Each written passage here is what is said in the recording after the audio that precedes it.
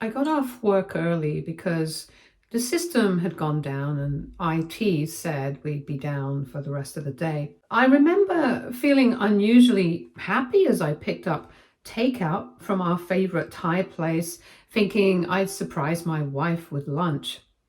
We'd been married for 2 years, and even though things weren't always perfect, I thought we were good. I never had any reason to think otherwise. But the moment I pulled into the driveway, something felt off. My dad's car was parked a few houses down. I knew it was his because he'd recently gotten it detailed and kept it obsessively clean. At first, I figured maybe he'd stop by to drop something off. But the engine was off, no sign of him. When I walked into the house, everything was just a little too quiet. The TV was on, but the volume was barely audible. My wife wasn't in the living room. There were two coffee mugs on the table, both half full. I didn't call out her name. I don't know why. I think something in my gut already knew. I climbed the stairs slowly, hearing muffled voices from the bedroom. Her voice and my dad's. At first, I froze, standing in the hallway just outside our room. I told myself maybe they were just watching a movie or talking about something serious. But I couldn't stop myself. I pushed the door open, and there they were. They weren't doing it, but it was still intimate.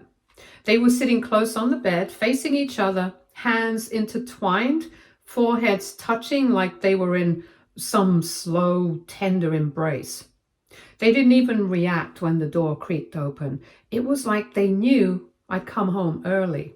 My wife looked up first. Her face didn't show guilt or fear, just this weird kind of calm. My dad looked at me next as if I'd interrupted something inconvenient, but not unexpected. They didn't scramble. They didn't explain. Instead, my dad stood up slowly and said we need to sit down.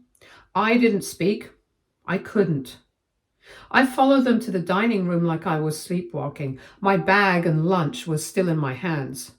My wife started. She said that what I walked in on wasn't what it looked like, but that she owed me honesty.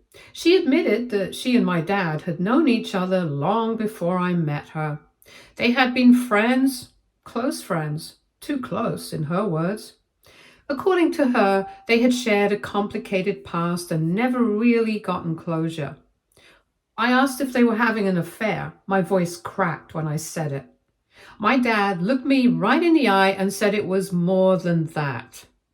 He said they had an emotional connection that never went away, and over time, they realized they were still in love. I felt like I was watching a bad movie. I kept waiting for someone to yell that it was a prank or some twisted test of character. But then my wife added that they didn't want to hurt me, and that was the worst part. They said it so sincerely, as if that counted for something. My dad said that this didn't have to turn into a disaster, that we were all adults and could come to a mature solution. I asked what kind of solution he was talking about, and he said we should consider staying married legally, but just live separate lives. That way, no messy divorce, no family feud, we could keep the peace. He even framed it like a win for everyone. I'd be free to date again. She'd eventually move out, and we could figure out how to split things slowly, privately, without embarrassment. But no scandal, no drama, just a quiet transition. I asked if they had lost their minds. My wife had the nerve to reach for my hand and say she still cared for me deeply. Just not in that way anymore. She said she didn't want to lose me completely, that I meant too much. She even said she thought we could redefine what our relationship looked like because it didn't have to be black and white. I stood up and walked out the door without even grabbing my keys. I walked for what felt like hours, ended up in a park near my office, and sat on a bench trying to wrap my head around what had just happened. How long had this been going on for? Had it ever stopped? Had I ever been anything more than a placeholder? A warm-up act before the real show? That night, I didn't go back home. I crashed at my friend Lucas's place and told him everything. He thought I was lying at first. Then he just stared at me in shock and asked what I was going to do. I told him I didn't know. I couldn't process any of it. I didn't sleep that night or the night after that. In the quiet, it all started to make sense. The weird tension between my wife and my dad, the way she'd sometimes light up when he walked into the room more than what was appropriate. The family jokes about how alike they were and how my dad was always around helping her fix something even though I was ready to do it. How my wife never minded when he stayed late. Maybe I had been a fool, or maybe I had just trusted the wrong people. By the third night, I decided I needed to start putting things in motion. I called a lawyer because whatever they thought they had, whatever peace they wanted to preserve, they were about to learn what real consequences looked like. Update 1. I didn't answer their calls or texts for a week. I stayed with Lucas the whole time. He didn't ask questions unless I felt like talking, which I appreciated. Most days I just sat on his back porch, staring out at the overgrown yard and wondering how my life had turned into some sick parody of itself. I went to work like a zombie too. On the 8th day, I finally responded and I told him I'd come to get some of my things and I didn't want a conversation. I just wanted space. That seemed to push them into panic mode because suddenly my phone wouldn't stop blowing up. My wife sent this long message about how hurt she was that I hadn't let her explain. She said she understood my anger, but insisted that what they were offering was the most compassionate option for everyone. Compassionate. That word rattled around in my head for hours. I couldn't figure out what kind of person used that word to describe betraying their husband with his own father. When I finally did go back, I brought Lucas with me just in case. I didn't trust myself to be alone in that house, especially not with them.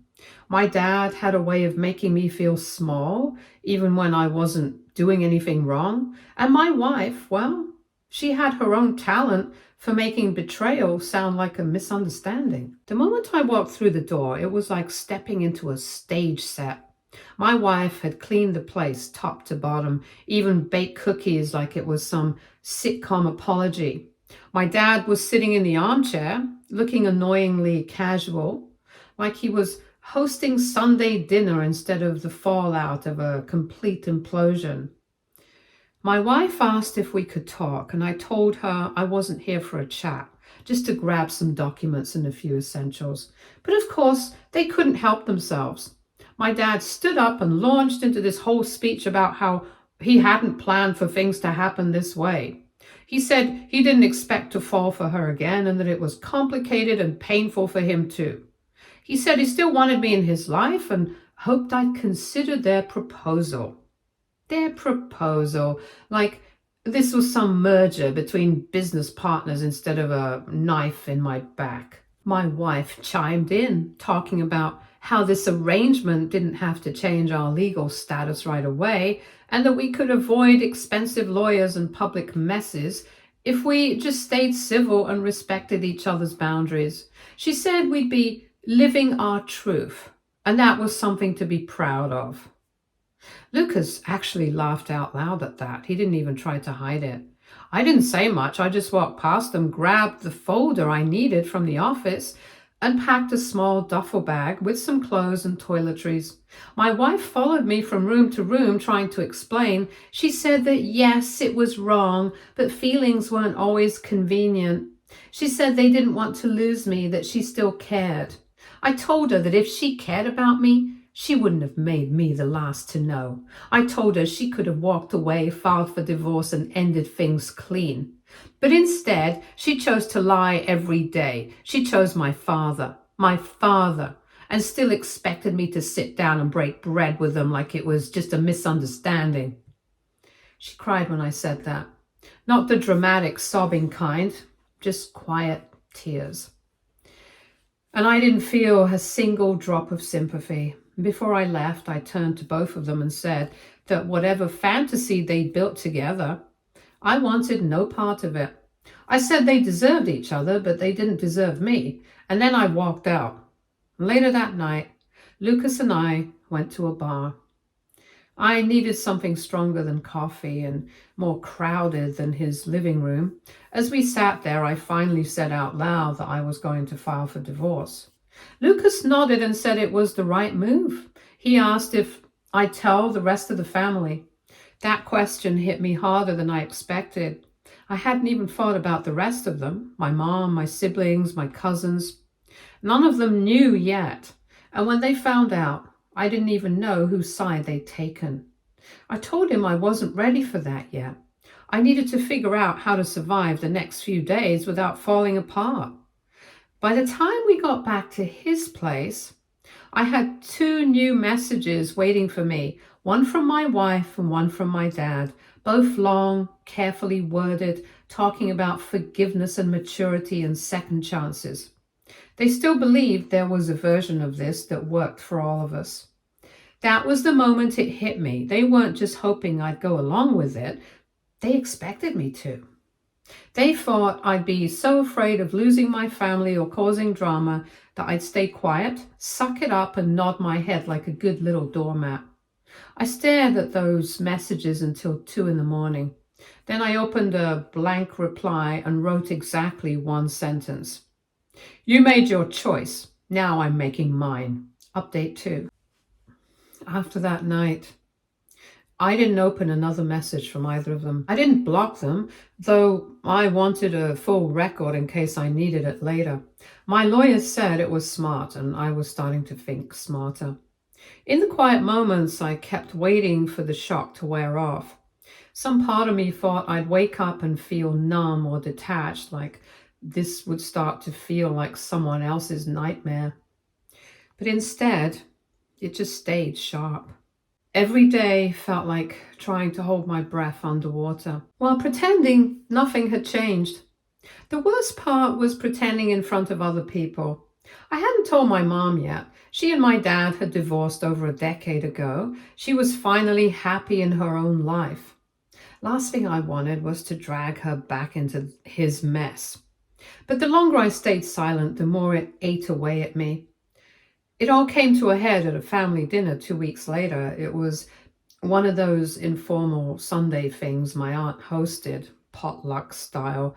Half the family catching up while the kids ran around yelling. I almost skipped it, but then I thought, why should I stay away? I hadn't done anything wrong. I showed up with a store-bought pie because I didn't have the energy to cook. And the moment I walked in, I could feel the shift. A couple of my cousins looked at me a little too long. My aunt offered me a glass of wine and didn't make eye contact. And then I saw my dad. He was already there. And sitting next to him, she was there too, my wife. Laughing with someone, acting like she belonged there. I nearly turned around and walked out, but something in me snapped. If this was the game they were playing, this public rollout like nothing had happened, I wasn't going to just fade into the background and let them own the narrative. I walked straight up to the table, pulled up a chair across from them, and said I was surprised to see both of them here. My dad smiled like we were catching up over coffee. He said he figured it was time to be honest with the family and that transparency would help everyone move on. My wife just sat there looking stiff like she'd rehearsed for this moment and wasn't quite sure if she should speak. So I did it for them. I stood up, looked around, and told the whole table that I'd caught them cheating. I said my dad and my wife had been together behind my back for who knows how long. I said they had proposed a deal to me. A deal where I would stay legally married and just let them carry on while I played dumb to keep the family at peace. Silence. No one said a word. My aunt looked horrified. My cousin's jaw dropped. My mom wasn't there that night, thankfully. I don't think I could have handled her reaction. My dad tried to jump in and say I was twisting things. He said he and my wife had reconnected emotionally and hadn't meant to hurt me, but that adults should be able to handle mature relationships. I cut him off and asked him what kind of mature relationship involves sneaking around and sleeping with your son's wife. And that's when the room started moving again. A few people got up. One of my uncles asked my wife if it was true. She just nodded and mumbled something about how things got complicated. Complicated. That was the word she used for blowing up two relationships and turning a family upside down. I left after that. I'd said what I needed to. I didn't wait to see who stayed at the table with them or who walked away. I figured people would make up their own minds and I wasn't going to beg for sides. The fallout came in waves. Some relatives called and texted me later that night saying they couldn't believe it. A few apologized for not seeing it sooner. Others stayed suspiciously quiet, probably trying to figure out which way the wind was blowing. My dad sent me another long message the next morning saying I'd handled things poorly and that I'd shamed the family with my dramatic outburst. That actually made me laugh. Shame the family, as if what I exposed was worse than what they'd done. My wife, for her part, sent me a shorter message. She said she was sorry that things had to be this way and hoped one day I'd understand how hard it had been for her to choose between two people she loved. I didn't respond. I gave my lawyer the go-ahead to start the divorce paperwork. He warned me that it might get messy since we hadn't been married that long and didn't have a prenup. I told him I didn't care about the furniture or the bank account or any of it. I just wanted my name off the papers. I wanted my life back. That weekend, I took a long drive out to the coast. I needed air that didn't feel tainted. I walked along the water until the sun went down and thought about how I'd been manipulated into believing that peace was worth sacrificing myself for. But peace doesn't come from silence, it comes from truth. And if telling the truth makes me the villain in their story, then so be it. They weren't heroes to begin with. Update 3. In the week after that dinner, my phone didn't stop buzzing. Some messages were short, people saying they were shocked or sorry. A few came from distant cousins I hadn't spoken to in years, suddenly interested in offering me their version of support. But most of the family, silent. And the ones who weren't silent, they had opinions. My uncle, who's my father's brother, one of the more vocal ones, sent me a wall of text saying I should have kept things private. He said everyone had secrets and airing dirty laundry at a family gathering was immature. He ended it by saying that he didn't want to choose sides, but I'd forced his hand. I didn't bother replying, let him have his neutrality. I wasn't looking for a crowd behind me. I just wasn't going to play along with the idea that silence equals maturity. What really gutted me, though, was hearing from my mom. She called me after one of my cousins filled her in. She said she wished I had told her directly instead of hearing it through them. But she also said she wasn't surprised. She said she'd lived with that version of my dad for decades and had spent years convincing herself she was the crazy one. She didn't ask for details. She just said she loved me and that I needed to take care of myself. That call helped me more than I realized in the moment. Meanwhile, my soon-to-be ex-wife and my dad had gone full steam ahead with whatever fantasy world they were trying to build. They posted a photo together at some family-friendly outdoor event. The caption talked about new beginnings and forgiveness. It was nauseating, like watching people decorate a house that was built on a graveyard. I knew they were trying to control the narrative, make it look like they were the ones being strong, like they were overcoming adversity together. I didn't engage, but I also wasn't going to let them rewrite what happened. When the divorce papers were finally served to her, she tried calling. I didn't pick up.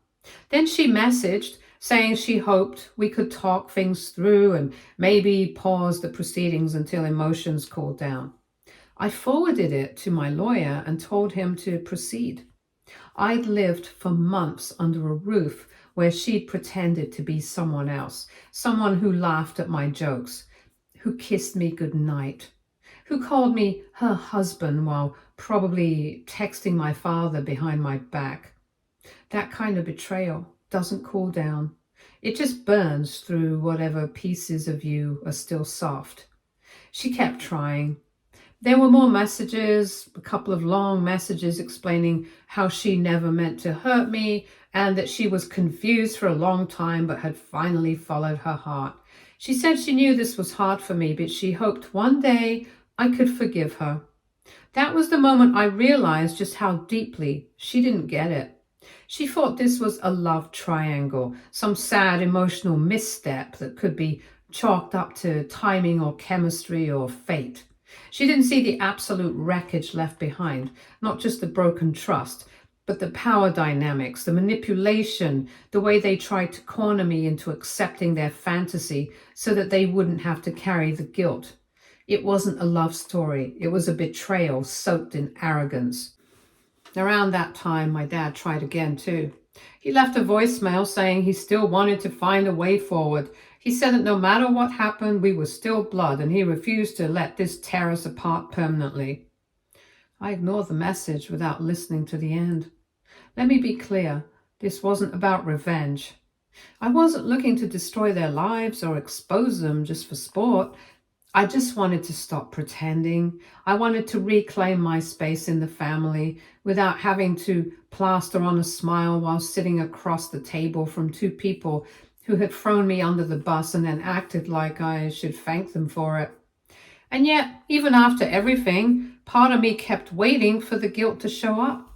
I thought maybe I'd feel bad about how public it all got, about how my decision to speak up created all these ripples, but guilt never came, not in the way I expected. What did come were moments of peace. I'd wake up and realize I didn't have to second guess the way my wife looked at her phone. I didn't have to wonder why my dad acted so overinvested in my marriage. I didn't have to carry the weight of trying to please everyone while breaking my own back. One afternoon, I sat outside a coffee shop with a friend I hadn't seen in a while. He asked how I was doing, genuinely. Not the small talk kind of check-in. I told him the truth, that some days were ugly and quiet and alone, but that every day also felt a little more mine. He said that sounded like healing. I think he was right. But the thing about healing is that it's not always graceful. Sometimes it looks like blocking numbers. Sometimes it sounds like screaming into a pillow. Sometimes it means deleting every photo and starting over. And sometimes, more often than we admit, healing means letting people think you're bitter just so you can finally be free. Update 4. I thought the worst of it was behind me. Right now I'm staying opposite Lucas. His neighbor wanted to rent the house, so it worked out for me. I came home from work and there was a letter taped to my front door, not mailed, not slid under, taped, like a threat pretending to be an invitation. It was from my father. He wrote that he didn't expect me to forgive him overnight, but he hoped we could talk like adults. He said he and my ex were considering a future together and wanted to do it with my blessing. He wrote that they would never truly be happy if they knew I was out there still hurting, that they needed peace in the family. The arrogance in that letter made my skin crawl. He still saw himself as the peacemaker, even after what he did. Still imagined this whole thing as some tragic misunderstanding that needed to be hugged into submission. It made me realize something. He didn't feel guilty. He felt inconvenienced. He wasn't sorry for betraying me. He was just tired of me refusing to get over it. I didn't respond. I threw the letter in the trash, but I couldn't stop thinking about it. What kind of man cheats with his son's wife before the wedding, during the marriage, and after the split, and then has the audacity to ask for a blessing? Like this was a church ceremony and not a crime scene? The anger started creeping in, slowly but surely. I'd been so focused on cutting ties that I hadn't even allowed myself to process just how twisted all of it was. The manipulation, the gaslighting, the nerve it took for both of them to sit me down and suggest we all work it out for the sake of the family. They didn't want healing, they wanted silence. It took another week before I got another message, and this time from my cousin Julie. She said she had run into my dad and his new girlfriend at a restaurant downtown. She said they were laughing, holding hands, acting like a newlywed couple. My dad had introduced her by saying that they were just thankful everything worked out in the end. Worked out? I read those words 5 times before I could even move. That was when something inside me cracked. I couldn't let them go around acting like this was a happy accident. I wasn't going to write a memoir or start a Facebook post-war, but I couldn't just let the narrative be whatever they wanted. So I started putting together everything I had, messages, dates, photos, that awful letter he wrote. I had taken it out of the trash later. I was making a paper trail, something that, if ever questioned, could back up the truth. Not because I wanted to ruin them, but because I needed to know that if one more person ever asked me, well, are you sure it happened like that? I could say, yes, I'm sure, and here's why. It was around that time that a mutual friend, a guy I hadn't heard from since the wedding, reached out to grab coffee. I hesitated but said yes. I think I just wanted to hear someone say something normal for once. Something that didn't involve betrayal or second chances or peace in the family. He asked how I'd been, and I told him the short version. He didn't say much, just nodded slowly and then said something I'll never forget. He said he'd known something was off the day of the wedding. He saw my dad give her a look, not a protective look, not even a proud look, something possessive. He said it gave him chills. But what do you say at a wedding? You convince yourself you imagined it. I didn't know whether to feel validated or sick. We sat in silence for a bit after that, and then he said, if I ever needed anything, a place to crash, a weekend getaway, someone to play cards with, he was there. I thanked him, and I meant it. Still, by the time I got home that night, the weight of everything just came crashing down. You don't think betrayal is going to break you until it does. You imagine yourself rising above it, walking away with your head high, becoming the bigger person. But sometimes being the bigger person feels like being the loneliest one in the room. I lay in bed thinking about all the memories I couldn't unsee. Family dinners, birthday parties, movie nights on the couch, all the moments they probably shared long before I caught on, all the smiles that now felt rotten from the inside out. And the worst part? I still hadn't even told some people why we split. I was so used to protecting everyone else from discomfort that I forgot to protect myself from the burden of carrying all the truth alone, but not anymore. The next morning, I drafted a letter, not public, just for close family and friends who deserved to know what really happened. I told them the truth, not the dramatized one, just the truth. I said I wasn't asking anyone to pick sides, but I wouldn't stay silent anymore. I said I had nothing to hide and that I hoped, moving forward, people would stop asking why I seemed so distant lately. I didn't sign it bitterly or go on a rant. I just told the truth, and I hit send. Update 5. It had been 3 months since I sent out the letter explaining everything, and 3 months of silence from my father, 3 months of radio static from her, 3 months of quiet shifts in my circle of friends, family and acquaintances rearranging themselves based on what they now knew. Some reached out with disbelief, some apologized for not noticing, and some disappeared altogether, uncomfortable with the truth now sitting plainly in front of them. And honestly, I didn't miss any of them. What I did miss was my home. Not the place I was renting now, though it served its purpose, but the house. The one I bought 5 years ago, the one I had spent my weekends on, one project at a time, the one with the garden I planted, the patio I built, and the walls I painted, with her back when I still thought love meant something permanent. When I left after that night, The night they sat me down like it was some family meeting and not a complete betrayal. I hadn't even packed a full bag. I just walked out, not trusting myself to stay calm if I spent one more minute inside that space we once called ours. I figured I'd come back for the rest once the dust settled.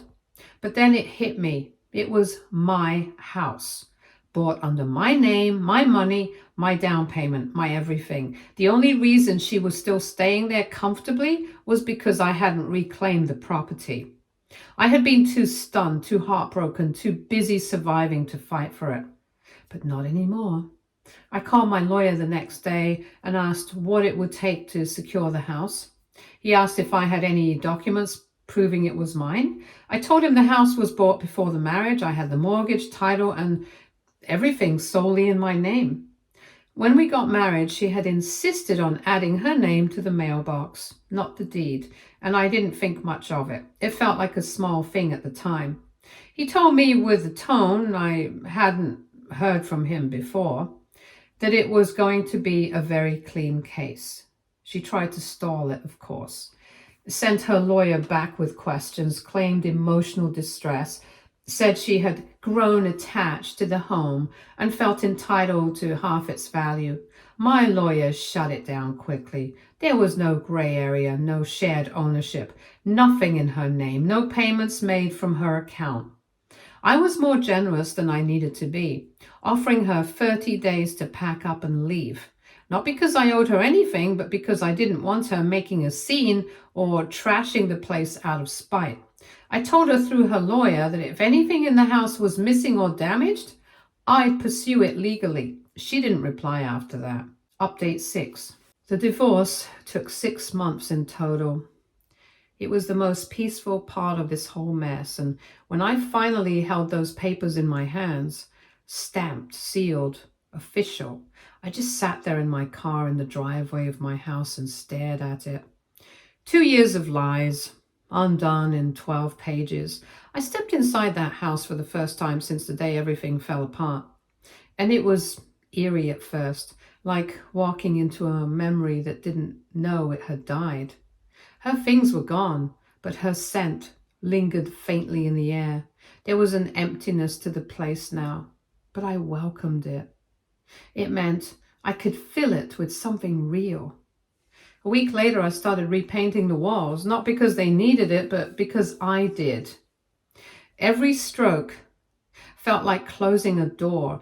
Every coat of paint felt like setting fire to old fake happiness. I sold the couch, got a new rug, replaced the curtains she liked with ones I actually wanted. It was slow, but it was mine. I still hadn't spoken to my father or her, and I didn't plan to. I heard from Julie, my cousin, that they weren't together anymore. Apparently, she didn't like the way he treated her once they were official. Apparently, the guilt he never showed to me found its way to her eventually. I didn't care, because even after everything, I was still standing. Stay tuned for more stories from our girl relationships.